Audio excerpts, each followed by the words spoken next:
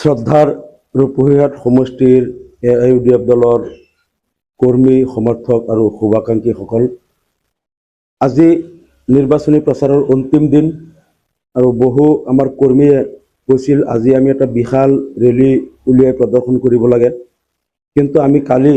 জুৰীয়া বিশাল জনসমাৱেশত announce কৰিছিলোঁ যে আজি আমি কোনো ৰেলী আমি ইয়াত প্ৰদৰ্শন নকৰোঁ, কাৰণ আজি আমি গম পাইছিলোঁ যে আজি কংগ্ৰেছ দলে এটা ৰেলী তেওঁলোকে উলিয়াই আছে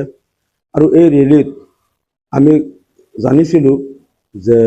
যোৱা কেইদিনমানত যিটো উত্থান ঘটিছে ৰূপহীহাট সমষ্টিত AIUDFৰ যিটো উত্থান ঘটিছে, আনকি কালি জুৰীয়া বগৰীগুৰি হাইস্কুল খেলপথাৰত যিখন প্ৰগ্ৰাম আমাৰ হ'ল তাত প্ৰায় 60-70 হাজাৰ মানুহ সমাগম হৈছে। জুৰীয়া ফিল্ডত আজিলৈকে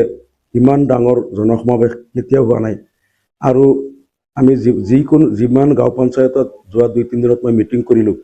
প্ৰত্যেক মিটিঙত 2-3 হাজাৰ 5 হাজাৰ লোকেল মানুহ আমি বাহিৰৰ পৰা ক'ৰবাৰ পৰা ভাড়া কৰি মানুহ বা বেলেগ সমষ্টিৰ পৰা উঠাই আনিব লগা হোৱা নাই।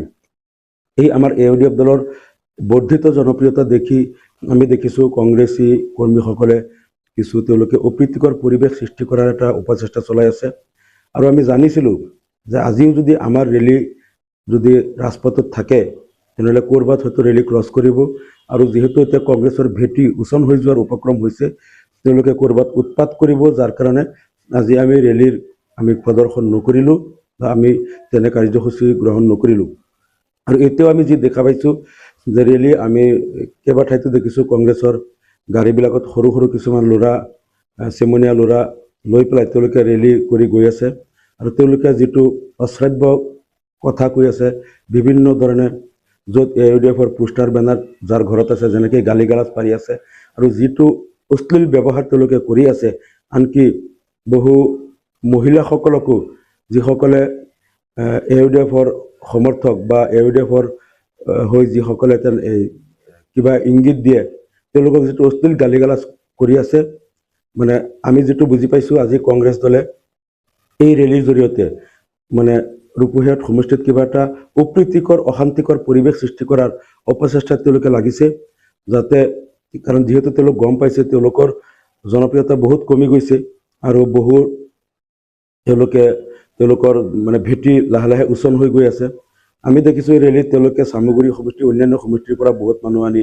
বহুত গাড়ী অন্যান্য সমষ্টিৰ পৰা আনি আজি ৰেলী কৰি আছে, কিন্তু তেওঁলোকে যিটো অপচেষ্টা কৰি আছে আৰু যিবিলাক দুৰ্ব্যৱহাৰ ঠায়ে ঠায়ে তেওঁলোকে কৰি আছে, আনকি মহিলাসকলৰ লগত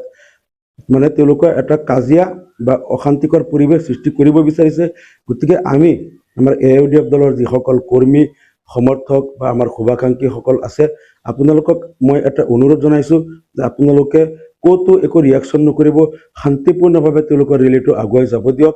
তেওঁলোকে ক'ৰবাত গালি দিলেও, অশ্লীল কথা ক'লেও বা কিবা কাজিয়া লাগিব বিচাৰিলেও আপোনালোকে কোনো ধৰণৰ প্ৰতিক্ৰিয়া প্ৰকাশ নকৰিব, যিহেতু আপোনালোকে মনে মনে নিজৰ ৱাৰ্ডত নিজৰ গাঁৱত কাম কৰি থাকক আৰু তেওঁলোক যাতে এটা অশান্তিকৰ পৰিৱেশ সৃষ্টি কৰাত সফল নহয় তাত আপোনালোক সহযোগ কৰক। ক'তো আমাৰ দলৰ কোনো কৰ্মীয়ে যাতে কোনো ধৰণৰ ৰিয়েকশ্যন নকৰে তাকে মই আহ্বান জনালোঁ।